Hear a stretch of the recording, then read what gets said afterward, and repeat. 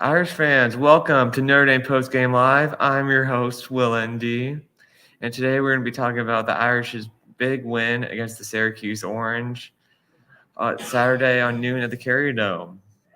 So this brought the Irish up to 5-3, which obviously isn't where we wanted to be when we started the season, but another win. And this game, it just started out really well for the Irish as Garrett Trader threw a pick six to Brandon Joseph, and it was just a huge momentum booster because it took the air out of the stadium a bit. And for some reason, the Irish have played really well on the road this year, and not as well at home. Although I do think that our home schedule has been a little weaker, and we've been playing up and down to our competition, which it's annoying, but I guess you rather beat the good teams and lose to the bad teams than the other way around. But it's just the way the season's gone. The key takeaway from this one for me is just how well the offensive line played. Harry Hiestand really got this group really improved from what it was last year. Like last year, this team could not run block, and today we ran just so well against just a great Syracuse team. As we have Jordan come in here, we're going to talk about the Clemson game later, but we get Jordan's here to talk about the Syracuse game. What did you think about the game against the Cuse, Jordan, in the Carrier Dome? Well, first of all, I got to give props to Notre Dame because they, that was an environment that, a lot of teams, they go in there and struggle, but it's kind of been a common theme for Notre Dame to that they've been a really good road team this year. So, that was a really impressive win. They dominated the lines of scrimmage, ran the ball extremely well. I think they had over 200 rushing yards on the game. Syracuse was pretty overwhelmed a lot of that game. Obviously, Garrett Schrader was not having a good game before he went out. And, they tried to make it a little interesting, but Notre Dame kind of they kind of put the clamps down late in that game and pulled away. So that's a good win for the Irish. That's probably the best they've looked. Yeah, I think it is. As far as a complete performance that we've seen all year. So it was a good win. Mm-hmm. And I really love just how good the running game's been, especially compared to last year. Just Harry Hiestand transforming the offensive line from a unit that didn't look Power 5 level at some points last season to a team that has one of the best running teams in the country. And I believe Syracuse was top 20 in run defense, and the Irish just ran very well against them.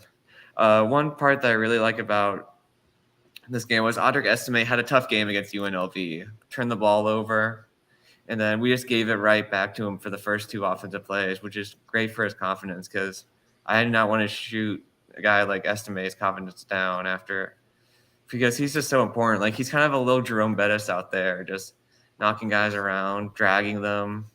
He's a big fella. Yeah, he's a big boy. And it's just nice to see a guy like that because you just don't see guys like that very much in football in general. I mean, there's not that many Mike Allstotts there like there were back when I first started watching football. Yeah, no, and it's a testament to Notre Dame and just kind of the development that they've had this season. You mentioned Audric Estime's struggles, with ball security. I mean, that was huge. But Logan Diggs also had a good game, and just getting all the backs involved, I think, has been key for Notre Dame's offensive success in recent weeks. So if they're going to have to continue to do that, especially with this game coming up. But this game is definitely a lot more interesting than it probably looked a few weeks ago. Mm-hmm. Mm-hmm. And let's talk about what I really like about the changes from this year to last year is the special teams. Like, Notre Dame used to play very conservative in special teams, fair catch every punt, not try to block punts. And I believe we had two blocked punts against UNLV and another one against Syracuse, and it's just such a momentum booster. And if we want to do well against you guys, I feel like we might have to block at least one punt to have to beat the Tigers. And it's interesting you say that because, Clemson has a freshman punter punting, Aiden Swanson. He was replacing longtime, incumbent starter Will Spires.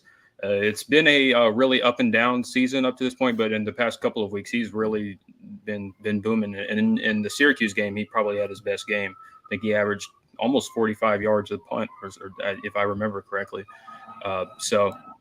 Special teams is going to be a really interesting because you mentioned Notre Dame's improvement in special teams, and Clemson's kind of seen the same impact. They've blocked several. They've blocked several punts this year, blocked a couple of kicks, and they've been more dynamic in the return game, especially when they put Will Shipley or Antonio Williams back there.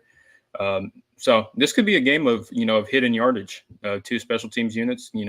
Especially with the way these two defenses are playing, it could be a battle of field position. Who steals an extra 10 yards or something like that.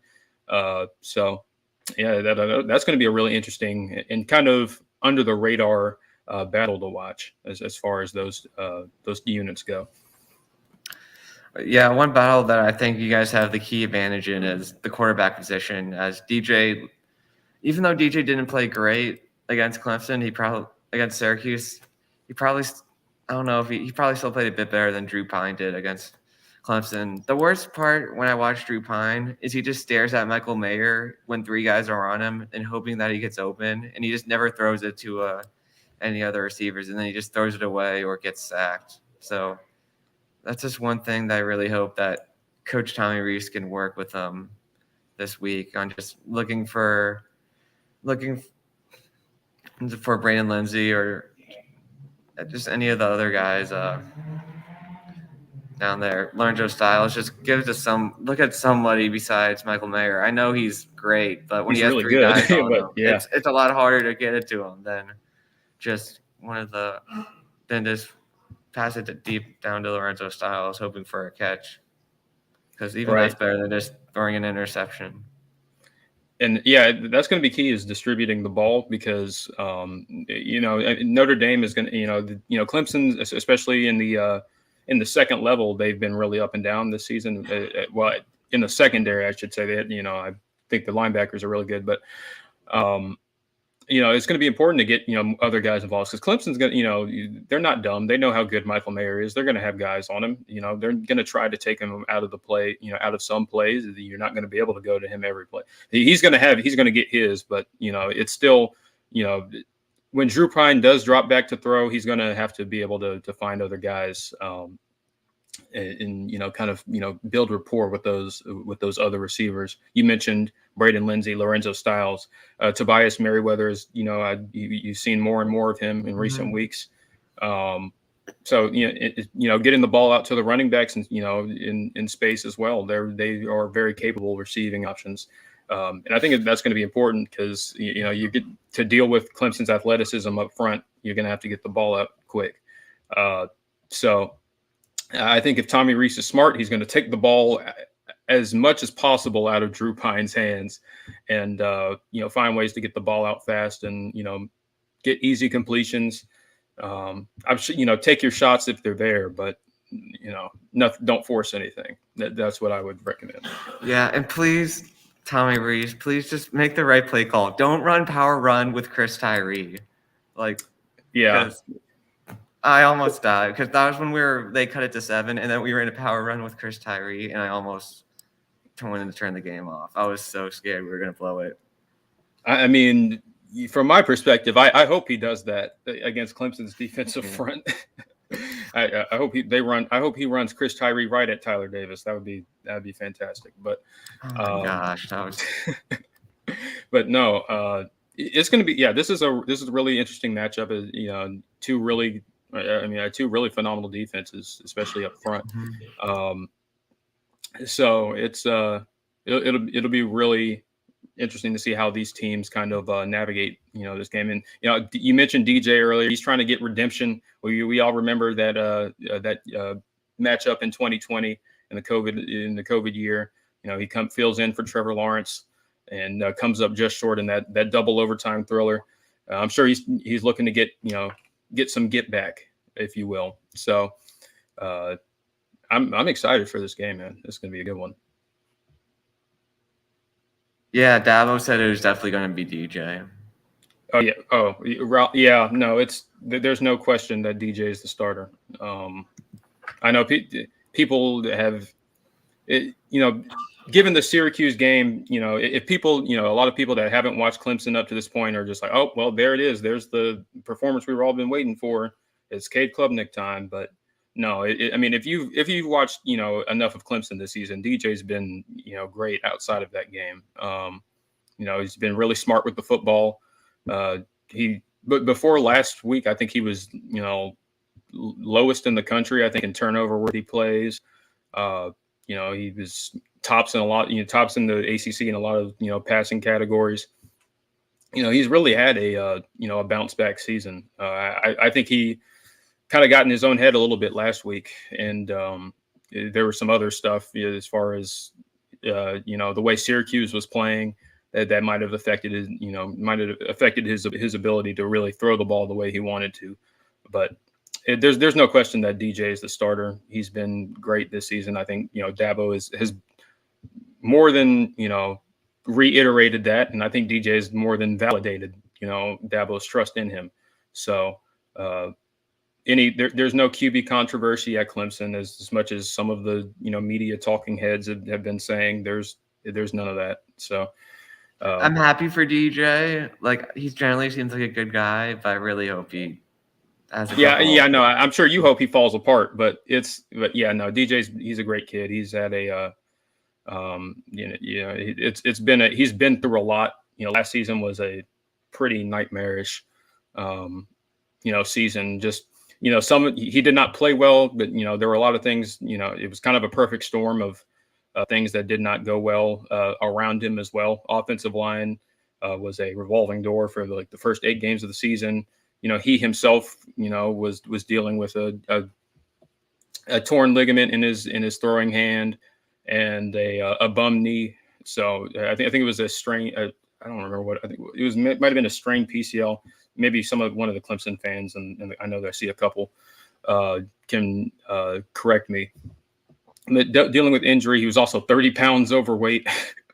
His playing weight got up to 265 at one point last season. There was just a lot wrong, and he was Clemson's best option. So it was kind of a mess. The wide receivers couldn't stay on the field, weren't healthy a lot of the year. So it's been really great to see him kind of bounce back and have the kind of season. He's closer to what he was in 2020 than he was last season. So good Bronco showing the confidence, man. Listen, I wish I could be as confident as you, man, but we just need Drew Pine to make some plays for us to really get this dub. But I'm really happy that Deion Colsey and Tobias Merriweather again. I'm just gonna make sure that everyone knows just how happy I am that these guys are being used.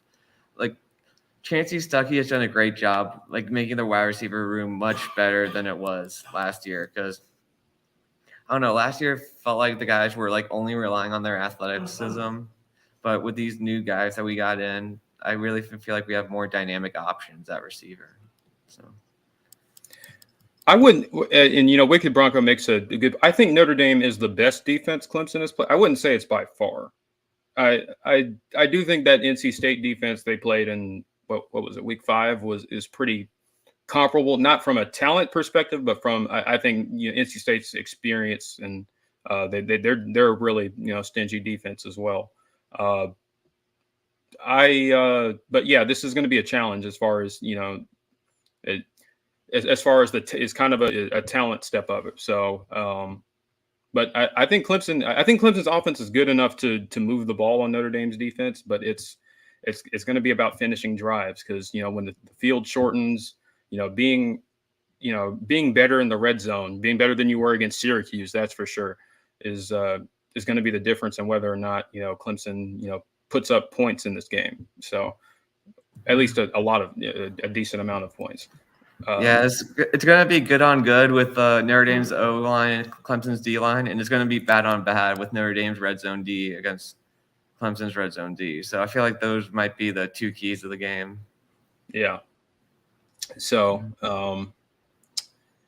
what I guess my question to you is, do you think I'm really interested because I think both teams are kind of going to play this similarly. I think you're going to see a lot of heavy sets from Notre Dame offensively.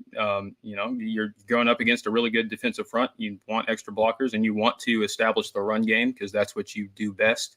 You don't want to put the ball in Drew Pine's hands. And I think, Clemson is kind of going to do the same thing. They've utilized the tight end more often than they have in like the last, 6 years between Davis Allen and Jake Brenningstool.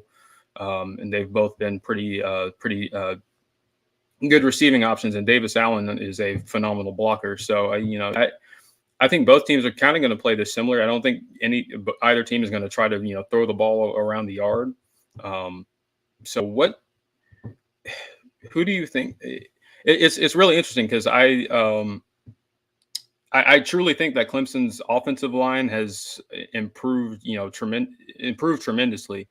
But this is kind of a different challenge as far as their kind of the matchup. So where do you think Notre Dame can have success? I guess on defensively. Well, on defensive line, Isaiah Foskey has just been by far the best player, just in both the UNLV games and the Syracuse game. He really disrupts the opponent's offense just with his pass rushing and run blocking, run stopping, as well as Howard Cross. Those two guys, I feel like right now coming down the stretch have been the two best guys, and I feel like they could give DJ some trouble and hopefully be able to stop Will Shipley or at least contain him, at least enough for the Irish to give their running game a chance to win. Who has the best back in this game? Well, I feel like our running back room can make up for that, but Will Shipley is definitely an NFL back.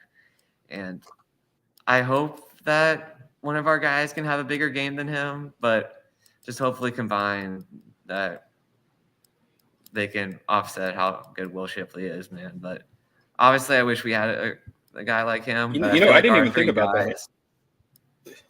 Our three guys just coming back next year, I feel like, can really be dangerous. I didn't even think about that angle because Notre Dame was involved in Will Shipley's recruitment, so that'll be interesting. DJ coming in with kind of some I don't know if he's really thinking about the revenge. I'm sure he remembers that game, but I don't know if he's going to treat it as a revenge game. I mean, it's a couple of years removed now, but this is a very, again, I can only say it so many times, but this is a really intriguing matchup. I'm definitely not I am definitely not taking this game lightly. So I am also excited, like with Jeremiah Love, a new commit. I'm very excited with him. He's looked really good this high school season, so I'm hoping he can become like Will Shipley. I think Dylan McCullough can hopefully get him there. Yeah, I love his tape. He's really good. Another big part of this game for the Irish to have success is going to be the line. It's going to be the linebackers. So early in the year, the linebackers were brutal, especially guys that were good last year. It was confusing how bad they were playing. But J.D. Bertrand, he led the team in tackles last year, and he's had a couple rough games, but he was excellent attacking downhill throughout, getting rid of those screens. And Marist, our Will Marist also played really good, was good playing the gap, and it avoided missed assignments, which was just brutal when he was missing their assignments. Other teams were having success, like Marshall. And he was a big part of that big-time turnover at the end of the game that set up the easy score. So really excited about him. I was really hoping that Marist would just be like a possible All-American, but at least he's playing better than we hoped. Have you watched Marist much, Jordan? I've seen, I heard his name called, but I'm in it when I'm watching it. I've seen a decent amount of Notre Dame, so yeah, definitely have seen him a little bit. He kind of stands out. Yeah, Tony, he got that giving us a big shout time out. interception. All-star cast. Thank you very much, Tony.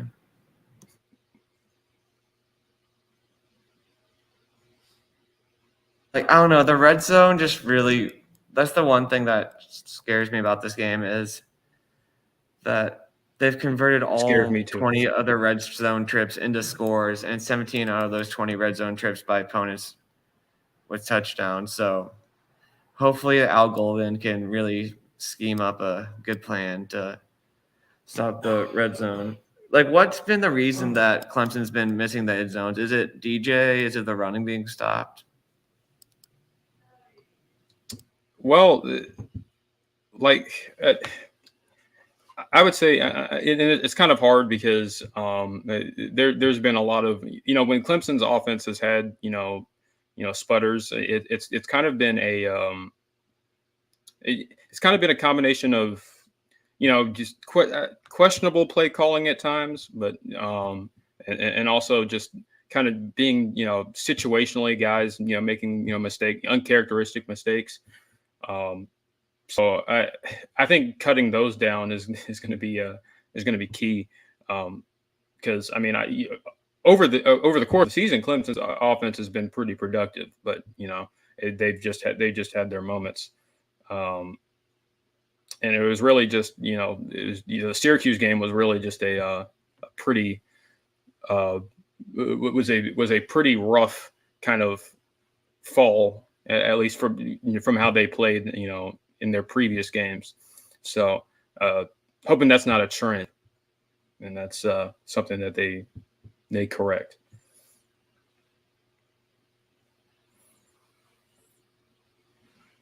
Stack the box and force Pine to beat you without Mayer. And he thinks the same thing with ND. Stack the box and force DJ to beat us with his arm. He struggled to do that this season consistently. Do you think this is a good idea? Would you do this, Jordan? Or I wouldn't. Well, from what I've watched, teams haven't really been loading the box a ton against Clemson. They've done stuff to they've blitzed him, but Clemson's actually graded. DJ's actually graded out really well against the blitz. I don't know if Clemson has seen as many loaded boxes. They've actually, I think they've seen a lot more, dropping guys into coverage, not giving, not giving up, big explosive plays, and daring Clemson to run. I think Syracuse did that at times last week, and Clemson took advantage. And especially when they weren't turning the ball over and just giving the ball to Will Shipley and Phil Maffa, it was a pretty good recipe for success. But it wouldn't surprise me if Notre Dame did that, because it would be something that Clemson actually hasn't really seen all that much. But DJ's been he's but it's going to be more more run blitzes, not necessarily blitzing to to get sacks, but kind of just force DJ into some errant throws, because Clemson's offensive line has given him a lot of time this season, and in his best games he's been he's gotten a lot of time to throw. So it'll be interesting to see how they how Notre Dame and Al Golden schemes it up and how he decides to play it, because Clemson's offense has been really productive, but they haven't been very explosive, especially in the passing game. They don't really have a true number one wide receiver. They have some solid players and some real some talented freshmen that a lot of Clemson fans are excited about, most notably Antonio Williams, who's leading the team in receptions and yards right now. I think he's probably the toughest guy. I think he's the guy that Notre Dame probably should worry about the most in the wide receiver room. But all in all, the Clemson offense has not been a very explosive passing offense. So I don't know. I'm really interested to see how Al Golden decides to kind of scheme it up. Yeah, I think Jalen Sneed probably will end up redshirting. I know Coach Freeman said like he's still been developing a lot and is getting better, but I don't think he's going to get much playing this year. So I'm really excited to see what he's going to do because just looking at his tape, like this guy looks like he can be a real difference maker. But I'm pretty sure, like I know Prince Colley, the other big linebacker, has been getting playing time and he's been looking good. I mean, he's still learning, but I do think Jalen Sneed is going to end up redshirting.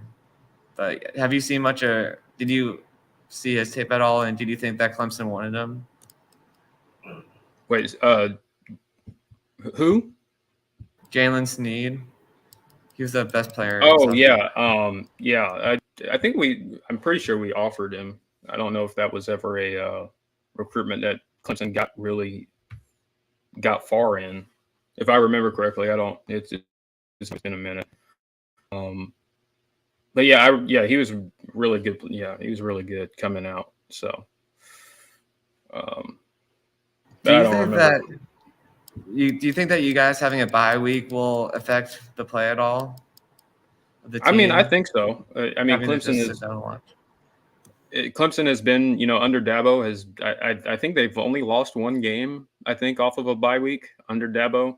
So someone can correct me if I'm wrong, but I think that stat's correct. So, Clemson historically has played really well off of a bye week, and especially given they didn't have their best performance against Syracuse, and they had some stuff exposed. I think that's going to be that was going to be more more of a learning experience for the team, and they're definitely going to be something to be worked on, this week and now last week and this week. So, yeah, I mean, I think it's going to have an impact. We'll see how much. We'll see. Getting that extra time to game plan certainly doesn't hurt. So, and I think the biggest thing is I think Clemson really badly needed that bye week. They had played 8 straight weeks. No bye week. They had a back-to-back road stretch.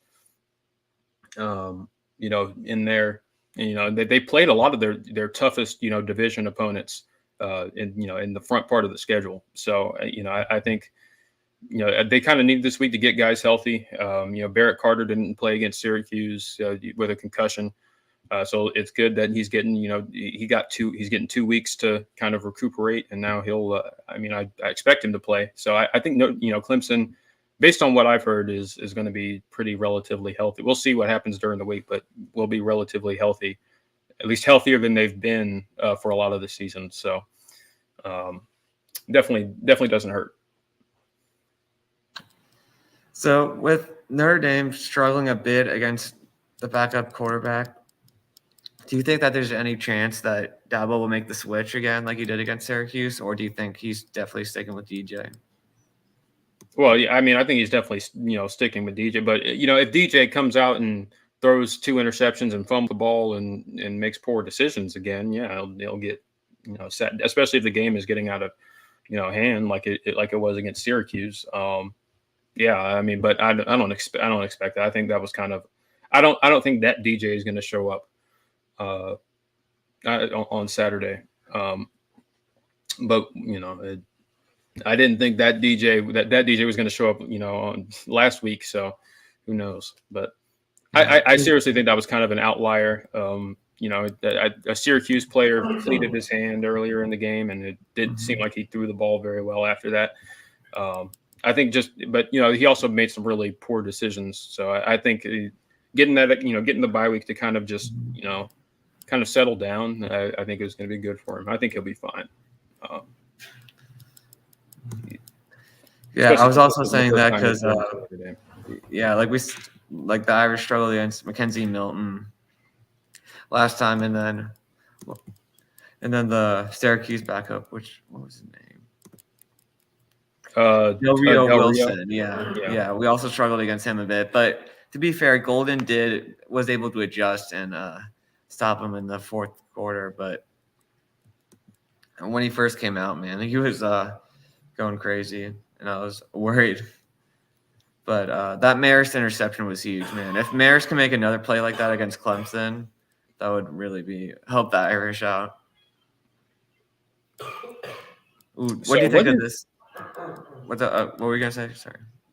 Well, actually, you read that comment because I think it was planned for Cade to play in the fourth quarter, but with DJ's performance, he got the call early, and Dabo was going to put DJ back in the game.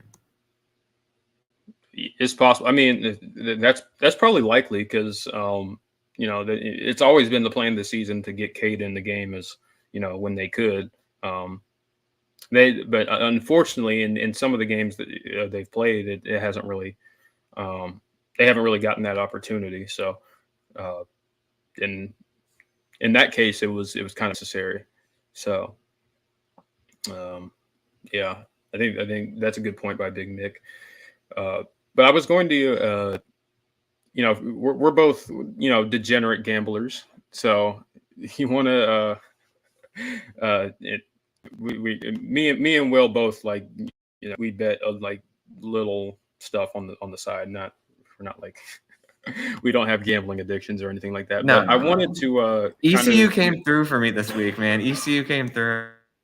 I wanted to put money on it too. I wanted to sprinkle. I wanted to just do a little money line because it was an interesting game, but they came through. And there's kind of been a mini scandal sort of coming out of that game. There's been some rumors circulating that a UCF grad assistant that was fired leaked some of UCF's offensive signals. So, and so that's interesting. I know it probably didn't affect their win over BYU, but it did. It might have affected their win over UCF. So that'll be that is an interesting. Man. But let me pull up the line and the total for this game because I think it was at Clemson -3.5. So, yeah, I think it's at right now. Over under is 47.5. That's a really interesting total. So the implied score would be what? 25, 23. No, well, 20. No. Math is not math in today. Yeah. 47, 3, 44. 24, 21. Yeah. No, that's wait, no, 25 to 22. That's okay. Actually, or something like that. That is 25, 21, 25, 22. Yeah. So that's that's an interesting implied score, but I mean, it'd be weird if those totals exactly were hit, but kind of that. So Vegas kind of sees it as a 20, both teams in the low 20s. It's going to be a defensive, kind of slugfest a little bit.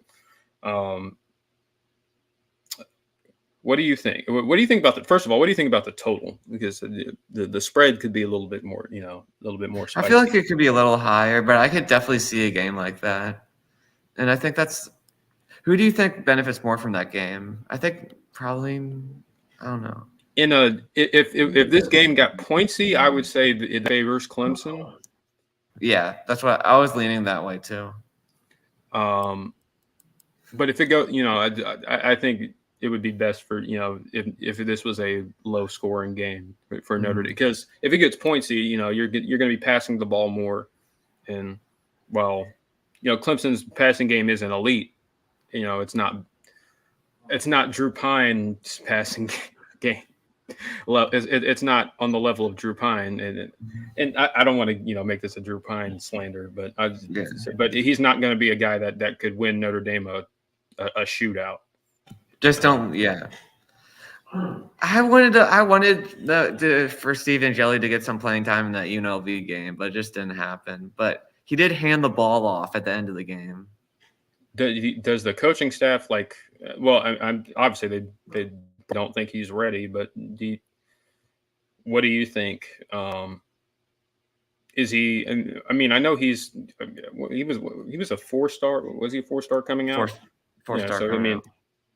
pretty highly rated kid. But what do you think? The problem is that, well, his position coach is Tommy Reese, and Drew Pine wasn't a low rated guy. He was a 4-star, I think, coming out, and he's been in the program for what, 3 years now. And he still is not that great. So it's like, how does Steve Angeli look? I didn't want to just over trash on Tommy Reese this show, so I tried to get away from that, but it's so frustrating. Like, we have these guys that they look so good in high school, and then in college it's like, what happened? This isn't the same kid. Right. Do you think a change is coming regardless of what happens this season? I think so, because I don't think Tommy Reese wanted to put in Steve Angeli at all. So the fact that he at least handed the ball off, I mean, that's a good sign. That change. Well, I meant more like Tommy Reese's job. I didn't. Do you think there's going to be a change at offensive coordinator at the end of the season? I hope so, man. I mean, that Stanford game, I think, was a fireable offense. Did you think he was? Do you think he's done after that Stanford game? I thought he was. I mean, I didn't think he was going to get fired after the Stanford game. Coordinator changes early in the season, but I thought that should have been the nail in the coffin. That is. Oh yeah, the way that was managed. That whole game. I mean, did Drew Pine I think Drew Pine how many times did Drew Pine pass the ball in that game? I know he passed a ton. I think he was 8 for 19. Oh, was it? Oh, I thought he passed more than that. Well, yeah. Well, that's yikes. But but some of but still, that game was poorly. That was it was like getting a tooth pulled without painkiller. Yeah, and some of his the personnel decisions, not getting the ball to his playmaker. That was an awful game. Terrible game as a neutral, and even worse game as a Notre Dame football fan. Yeah. And it's just kind of crazy because you go back when his first year as offensive coordinator was the COVID year, wasn't it? Yeah. So I watched him call a pretty damn good game against Clemson.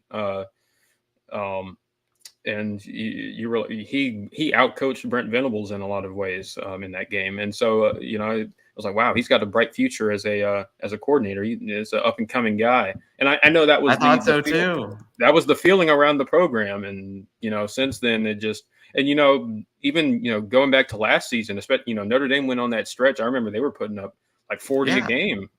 Jack Cohn was putting up some numbers. They weren't a great running team, but they were finding ways to get make plays in the passing game. And I was like, oh, well, he's a pretty adaptable guy. He knows his personnel and he knows how to scheme to his personnel. And then this season, and it's just been painful. Do you think Notre Dame should have gone to the portal for a quarterback? At the beginning of the season, I didn't think we had to, because I thought Tyler Buchner was going to be a top 25 quarterback by the end of the year. I was high on Buchner too. I mean, I know he hadn't really given me but I thought I liked him coming out of high school, and I was like, well, the coach staff is clearly confident in his ability to start. But man, it's the Notre Dame quarterback room is kind of in dire straits right now, because if I mean, and I still, the jury's still out on Buchner. Obviously, he's hurt, but it was just not. It wasn't an ideal situation. And when the depth behind you is your next best option is Drew Pine, and he's not anywhere near he's not even like above average, like plus value. Like he's He's just he's not. Sorry, Drew Pine, if you're watching this. I like him as a person. I like him as a guy. person. He's a good guy. And I know I've seen him, talk in press conferences and stuff. I mean, he loves Notre Dame. He stuck around.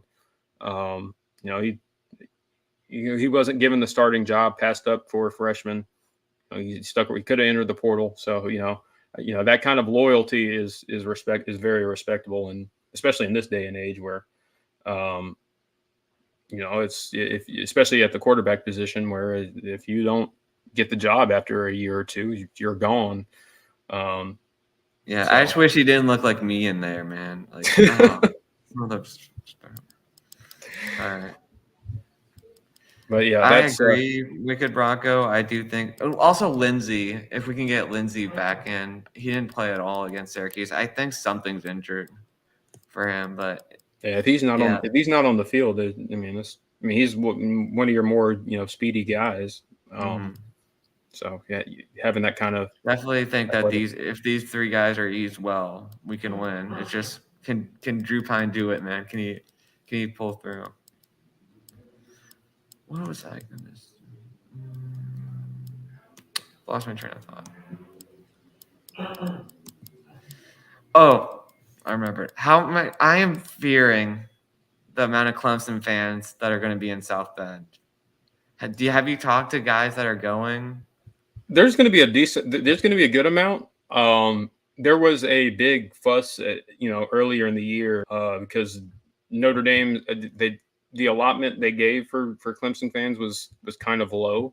So there was kind of a big hoopla about that. So I don't know. I mean, there's going to be a decent amount, but it's not going to be like when Georgia came up there, several years ago. It's going to be. I think it's going to be a very pro Notre Dame crowd, obviously. But there'll be plenty of Clemson fans. The Clemson fans travel well. Yeah, the fear is that a lot of Irish fans are selling their tickets on the resale market to Clemson, and the Clemson fans are buying them. Because this is what happened in 2017 against Georgia, and all the way back to 2000 against Nebraska, where it looked like it was 70% Nebraska fans at South Bend. Yeah, and 2017, Notre Dame, obviously they were coming off of a pretty awful year, the worst year they've had in like 20 years. And obviously 2007 was worse. 2007 was 3-9. Oh, well, I forgot. I did forget about that. Would that have been Charlie Weiss? That was the year that people wanted Charlie Weiss bought out, but he didn't get bought out until 2009. Yeah, I thought so. I knew Notre Dame fans hated. But yeah, that was Evan Sharpley, the first quarterback to lose to Navy since. Oh yeah, the first person to lose the first to lose to Navy like since ever, right? Since the Cowboys quarterback from way back in the day. Yeah, it was like I think it was like the longest. Wasn't it? It was like the longest ongoing winning streak against an opponent at that point. Yeah, that was that's pretty rough. Yeah, that was rough. As a 6-year-old kid, that was rough. But yeah, I mean, if that's the case, then yeah, there'll definitely be a pretty good Clemson turnout. Hopefully, I don't like when I hope that's not the case. Well, I hope it's the case, but you get what I'm saying. Like, I don't like when fans do stuff like that. I'm sure this is probably a big thing among the Notre Dame fan base, and it's probably a point of contention.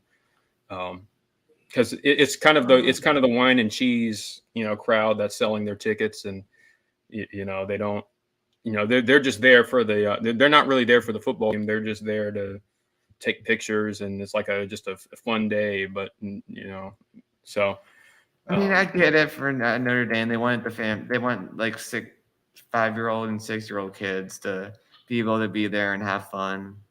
But I think like for the Clemson game, like they need to just let the crowd be as loud as they want to. Yeah, because Notre Dame historically has been a really good a really good home field advantage, and it just seems like that hasn't, especially this season. It just there's not as much energy. Um, different. I'm sure that's a whole thing. Mm-hmm. That could be a whole separate stream by itself. Yes, So yes, what do you BW, think? this is live. Mm-hmm.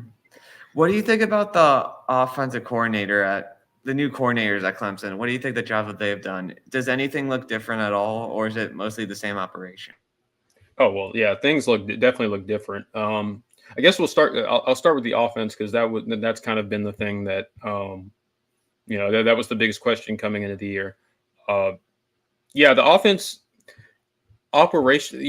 At least from a just kind of a play style standpoint, it's not different, but just kind of different personnel usages. Um, and I guess more imaginative play calling, I would say, has kind of been the difference. And it hasn't been perfect, and some Clemson fans have been frustrated with Brandon Streeter at times. For in certain situations within games, but all in all, this offense has taken a massive leap forward. I think I mentioned earlier the use of I think the use of the tight ends in the passing game has been the biggest difference, and I think it's helped DJ a lot because that was just a non-existent part of the offense last year. I mean, and you had the same guys. Davis Allen has been at Clemson for he's been here for 4 years, and honestly, I think just from a physical talent standpoint is one of the better tight ends that we've had. Really underappreciated. He's probably going to be a really underappreciated guy when he graduates. But seeing him get more involved in the pass game because he's a really capable receiving target, and then also the emergence of Jake Brenningstool, who was a true freshman last year. He's gotten more in the rotation, and he's played really well. He has I think 3 or 4 touchdowns on the year. I think that's been the biggest key in this offense. Offense's improvement. And Brenningstool as well as he was higher ranked than Brock Bowers coming out of high school. So that tells you he's a really talented kid. And Edward mentions in the chat Kyle Richardson has also been a huge component in that. He was an analyst, an offensive analyst last season, was promoted to tight ends coach and passing game coordinator, and he's kind of evolved the passing the passing game a little bit. More I guess more modern passing concepts, just a little bit more just more creative in general. So I think that's been a big part of the offense's improvement. And then as far as the defense, Wes Goodwin, he's filling the shoes of Brent Venables is not an easy task. And I think he's done a pretty commendable job so far this year. It hasn't been without its bumps and bruises, and obviously Clemson has had its moments where defensively it has not looked good. Obviously that Wick game comes to mind. But I think he's really improved as a play caller of the year. I think his second half adjustments have been pretty great. The Syracuse game, they only gave up 14 points on offense, but they were Syracuse did get some nice drives going there. Schrader was kind of giving them problems in the QB run game. And then in the second half, that pretty much was shut down. I think Clemson had like 4 or 5 sacks in that second half alone. Tons of tackles for loss, shut Syracuse out. I think they only had 100 yards of offense in that second half. So I think, Goodwin's second half adjustments have been probably the best part of his game far. And I think this Clemson defense is kind of coalescing a little bit more, especially as, they get more guys back from injury, especially in the secondary. I think the coordinators, I think they've done a really good job as far as replacing longtime guys like Tony Elliott and Brent Venables. But it's not the same, and there's been some growing pains, but I think they're well on their way. So there's my boy Luke Walker. Oh, whoops, I forgot. I didn't mean to do that. Yeah, we'll see, sir. Yeah, so who do you think Notre Dame should go after at offensive coordinator? I was thinking Charlie Weiss Jr. at Ole Miss, just because it would be a full circle, like him running around as like a kid as a little guy went with Charlie Weiss as head coach to back being in the booth as an offensive coordinator. Do you think that's That a would be good fit? cool.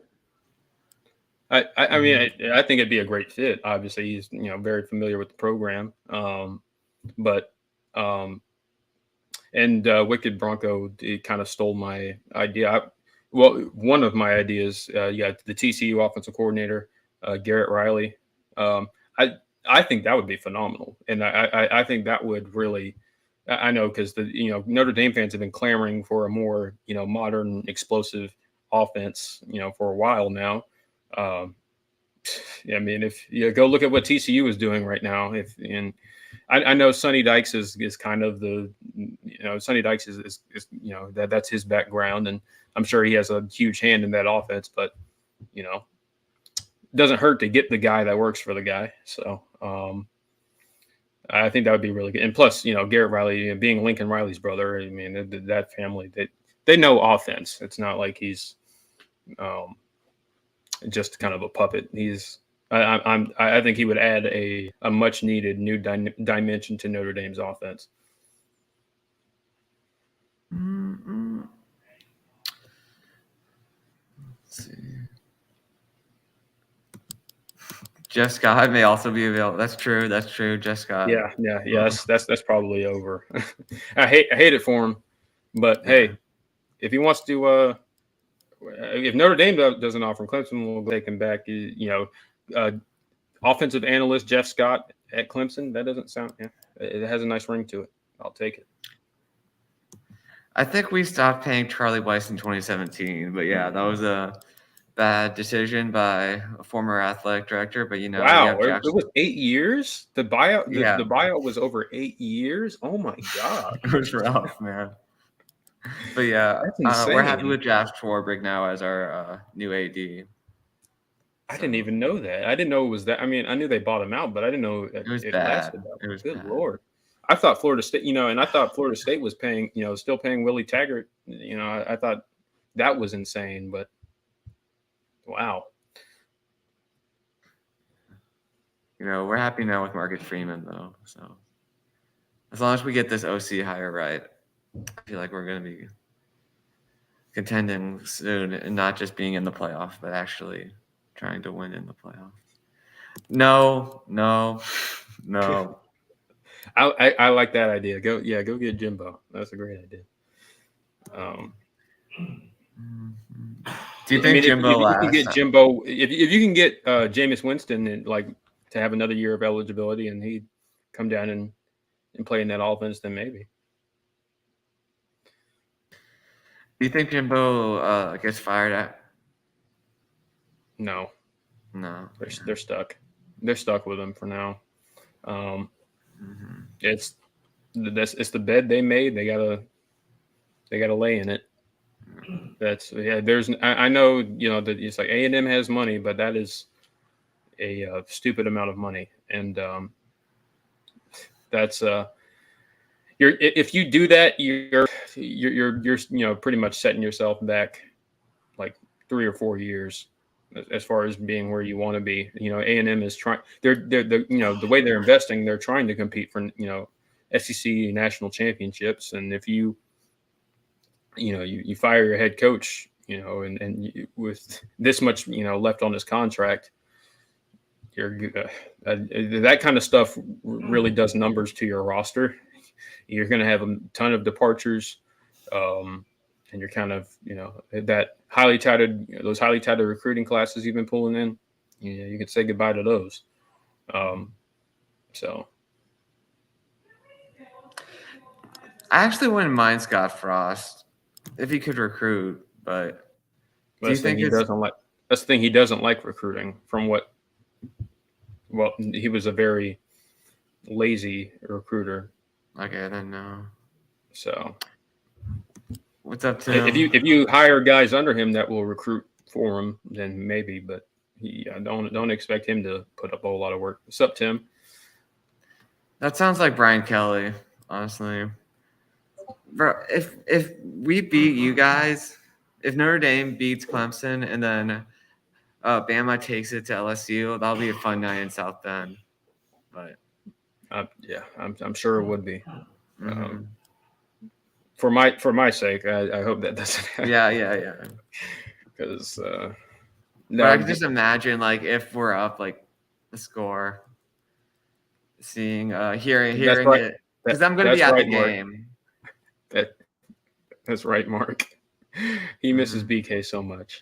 If I if we're up and then they put the score like Bama 28, LSU 3, like the whole place is probably just going to go crazy. That'll be a fun moment if that happens. But I'm sure it would. I'd pay to be like a fly on the wall there, and just that. When I was at the NC State game, when they were showing that Georgia and Missouri were playing at the same time, and Missouri was, and when it showed that Georgia had finally taken the lead, you could hear a collective "oh." Oh, it was pretty funny. I wish you guys played every year, you and Georgia. Is there any chance that could happen? I do too, but ask Georgia why that series ended. Ask Georgia, because they didn't. They were. I'm not going to say they weren't scared, because that would be kind of disingenuous considering they lead the series. But they basically, what happened was, when the SEC expanded the conference schedule, they were like, well, we don't want to play both Clemson and South Carolina every year. Especially when South Carolina became a conference opponent, and they were like, okay, we're just going to drop you from the schedule. I was like, oh, all right, so be it. And so that's kind of how it ended. But it's especially back in the 80s, it was one of the premier rivalries in college football for a time. So I always enjoy playing Georgia. Wish we played them more. I mean, and we play them.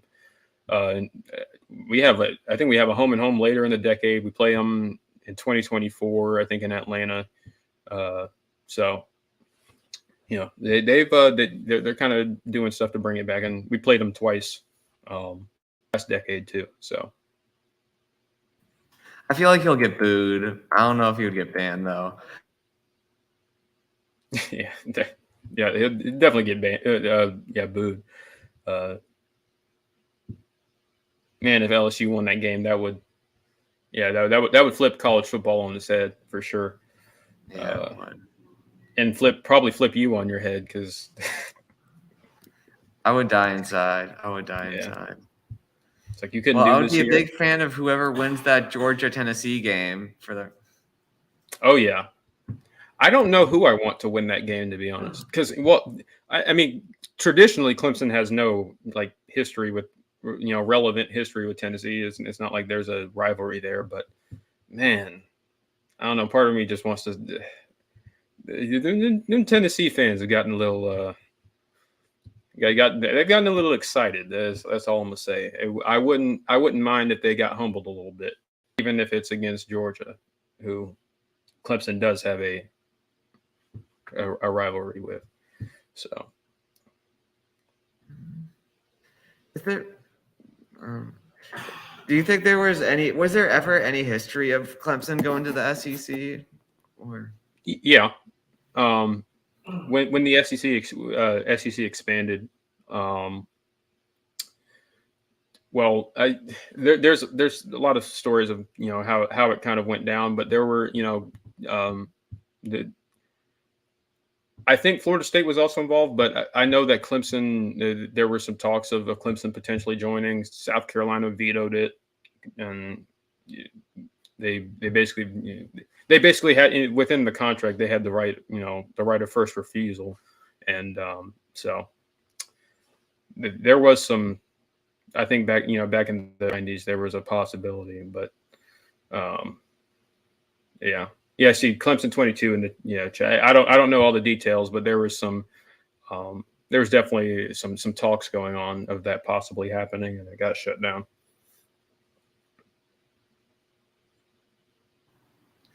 Yeah. Okay, what's the thing with the Death Valleys also?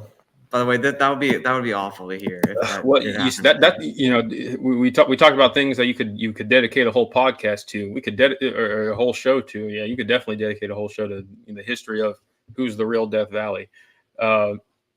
Bottom line is Clemson had the name first. Now, whether that matters to people, whether that matters, it is what it is. But in LSU, Clemson got the name back in the 40s when an opposing coach came down there and kind of coined the term. And since then it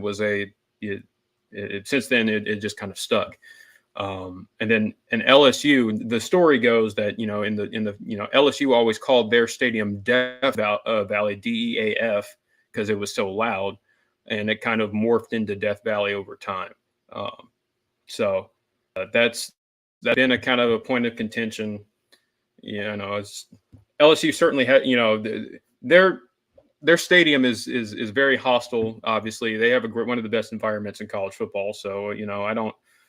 It's if you want to call it Death Valley, I mean it certainly backs the name up. So even though it's not technically valley like Clemson's is at least at the base of a giant hill. So but hey, geographically it doesn't really matter. But Clemson and LSU have a yeah, Mark, you said let's set that one up for the offseason battle of the Death Valleys. Yeah, that they actually have Clemson and LSU have a home and home coming up in I don't remember the years. I think it's 25 and 26, but I could be wrong.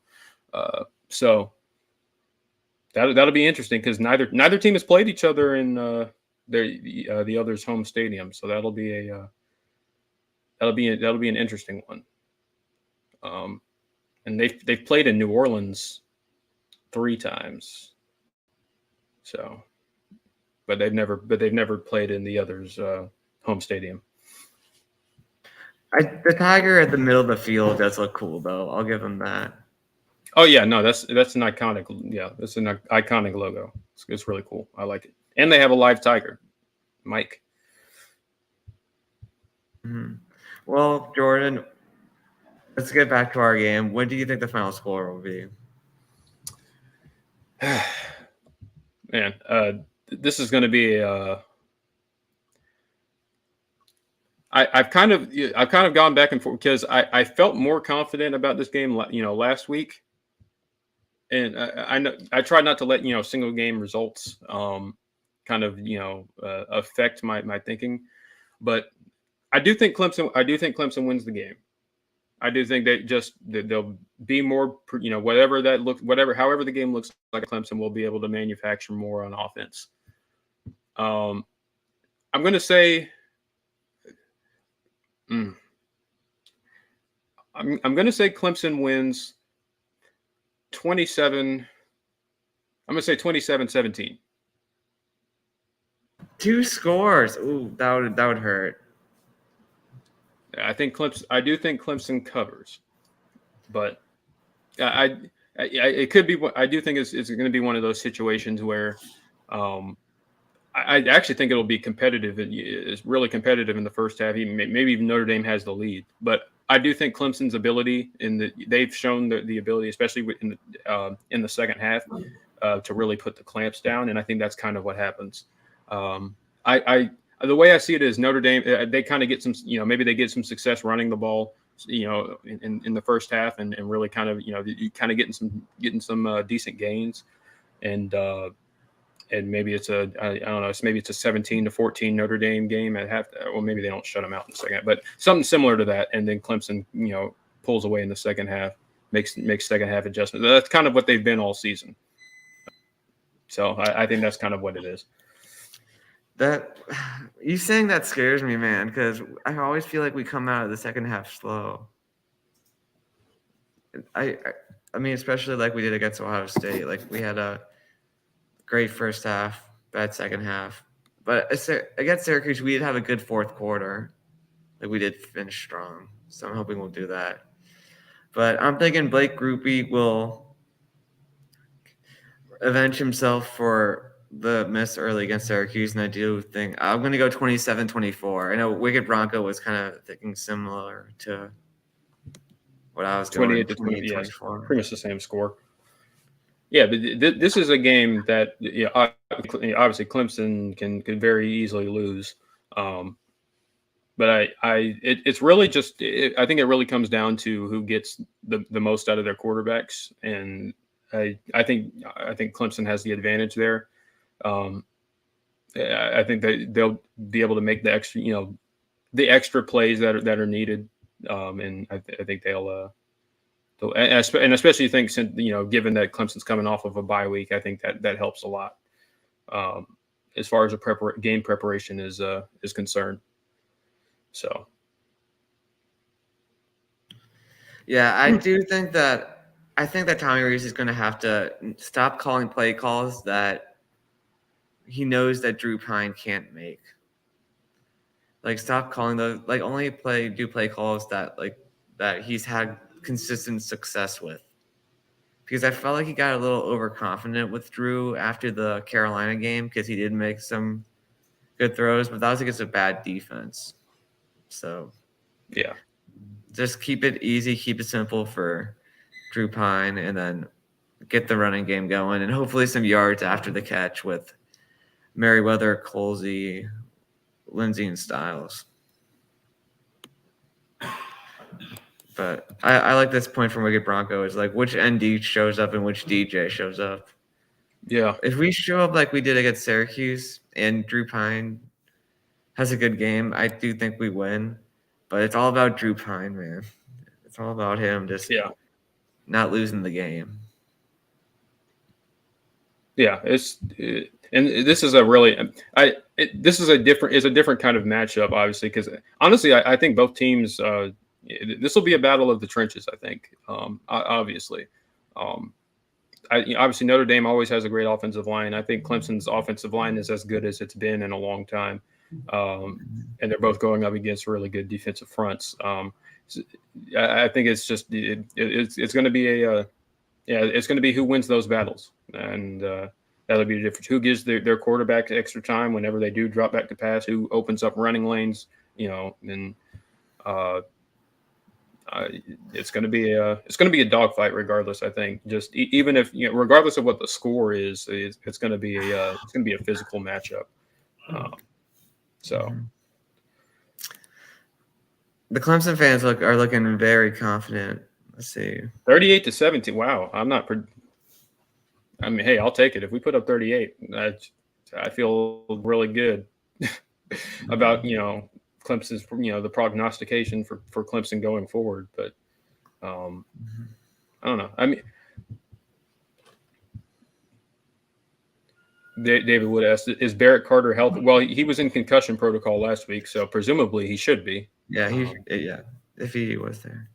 I think that I don't know. I feel like we can get our run game going. Just how good it looked against Syracuse and like how much better the guys looked. Like I think that I don't know. I feel like that's the one thing that could surprise Clemson fans. I know your D line is really good, but our O line against Syracuse just completely dominated. Yeah, but that's a good point. But it's all about one, Syracuse's front is really, really undersized. Nobody on Clemson's defensive front I would label undersized. It's going to be different because and this is as far as depth is concerned. This is one of the best defensive lines Clemson has had, and they rotate a ton on that. They rotate a ton along the defensive line, so it's not really just four guys carrying the load, especially on the interior. So I'm interested to see how the Notre Dame offensive line holds up because they do rotate so much, and they'll be going up against more fresh bodies, especially coming off of a bye week. And I think that's kind of where the difference lies. I think later as the game rolls on, I think Clemson's defense will be pretty fresh, especially up front, and they'll kind of wear them down. What do you think of one more thing? Like, what did you think of the refs in the Syracuse game? Like, I felt like the refs were just a little shaky. Well, Like, I mean, I agree. They were shaky. I know a lot of the talk has been about that, about the roughing the passer, but I thought, just throughout the game, on both sides, it wasn't very good. Especially in the first half, I thought, Syracuse, especially on some really key plays, Clemson, Syracuse got away with some pretty egregious holding calls, but the referees were not good that day. The roughing the passer, that was not a good call, or no call, or whatever you want to call it. But I don't think that was the difference. I don't think that was the difference in the game. I think Clemson was very clearly the better team, especially in most. I think from an offensive output standpoint, they put up for like 460 yards of offense. They ran for almost 300. I think that the difference in the game and the reason why it ended up staying close was because of the 4 turnovers. Especially when all your turnovers are happening in Syracuse territory, that's kind of the difference in the game. And especially when one of them goes back for a touchdown, that kind of puts you behind the 8 ball. And so, and that kind of happened in that first half. It was, Clemson went down 21-7, and it was like they had to claw back. If they had, just stuck with what was working, and and DJ wasn't making those poor throws, I think it's a much less competitive ball game, because on a down basis, I thought Clemson was pretty dominant in that game.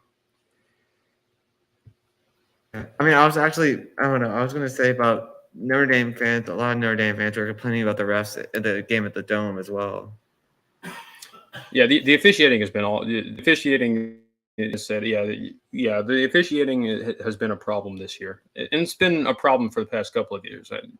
They're just some really egregious and bad blunders, and a lot of key situations. And I know everybody thinks this conference, their conference has the worst refs, but I think in general there's a lack of accountability when these guys make those errors, and 2, they don't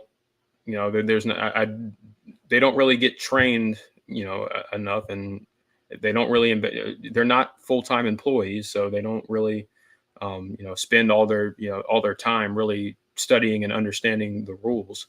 And so when you don't have that, you get guys that don't remember what down it is, and make clock errors and do this and that, and miss this call, or miss this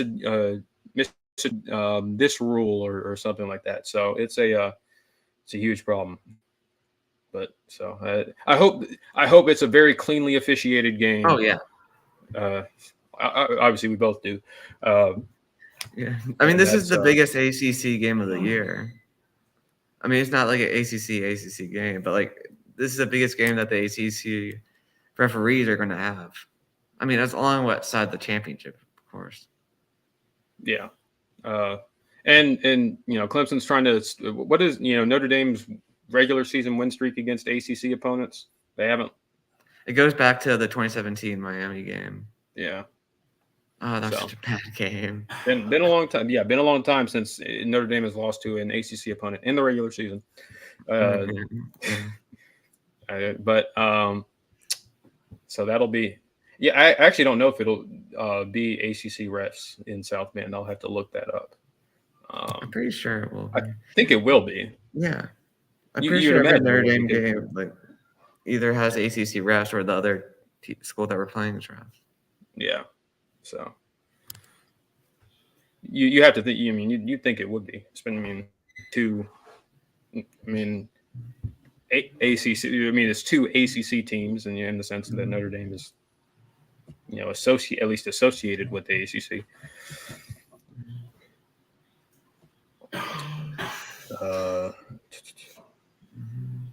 What was it gonna? Oh yeah, I know. Even I was watching a Notre Dame show, and this guy Brian Driscoll, who he's a pretty. He was saying that he wants Jack Swarbrick to use his leverage on Jim Phillips to get ND to choose their own referees for the game. Do you think that's too far? I mean, I think it's. I mean, I don't know. I don't know what the goal is, but I guess it's to get better refereeing. I mean, that's kind of. I mean, that's interesting. I don't know if Clemson would be very happy with that. I'd be interested to see the response from Clemson if that happened. That would be really interesting. But I hope that's not something we're talking about after the game because of course, yeah. So that's always the worst because Clemson, as both of our teams have been on the side of, well, man, if the rest didn't make this call, you would have lost the game, and that's always an annoying conversation. So, and sometimes the calls do directly affect the outcome, so you don't want that either. Yeah, well, Jordan, I want us to get ready for the College Football After Dark show, but do you have any last words? And here's to a good game. It's going to be exciting. I always enjoy playing Notre Dame. It's been a fun little well, not really series because it's kind of just on the rotation, but I love when Clemson going up to Notre Dame and playing in that stadium. It's going to be I love when Clemson just goes to his really big time environments, big time stadiums like that, and we don't usually go up north a whole lot. We don't really schedule Big Ten teams, so this is as close as a lot of the time. This is going to be a fun matchup, and a lot on the line for both teams. Clemson's trying to keep their playoff hopes alive, and Notre Dame. If Notre Dame got this win, it'll be it'll be huge, kind of just for the outlook of their season, and especially when you look back on it with how it started. That would be a pretty big time win for Marcus Freeman. Yeah, man. I wish I could enjoy going to big road environments. I don't know, man. Because of PK, man, every time we pulled up to the big house or some other big road environment, it was rough. So, maybe things will be different under Freeman. So, yeah, man, that's what we're hoping. That's why we brought him in. But thanks so much, Jobo. Please follow. Do you want to drop your Twitter? Oh yeah. Do you have where to put the names up? And then I'll. Oh yeah, I can put it in the chat. But it's at Jobo029 on Twitter. 0209 and let me see if I can drop it. I don't have the stream pulled up.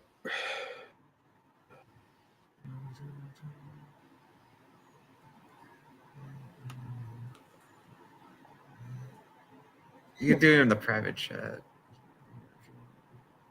I didn't know if it was because I'm logged in. I didn't want it to post as Mark or something. Okay. All right. There we go. There it is. And so it would be awesome if you guys could subscribe to my channel at Will and D. I'm going to go post it here. I try to do a show every Thursday. I think it'll be Friday this week just because my pal Jeffrey from Only Talk Sports is going to be going to the Coastal Carolina App State game. So that should be a good one. A fun little Fun Belt matchup. So have you, I don't know, man. I think Coastal can get it done because I was shocked on how App State's fallen a bit, but yeah, I'm sure Jeffrey will have a fun time there. And I think it should be Friday night, but I'll keep you guys posted. on my channel. I'm going to do a little community tab thing to tell you guys when the show's going to be. But yeah, thanks so much for coming on, and go Irish, be Tigers. Have a good night, everyone, and keep it locked for our After Dark show starting in 25 minutes. It should be fun with us and some even more awesome college football fans. All right, later, guys. See ya.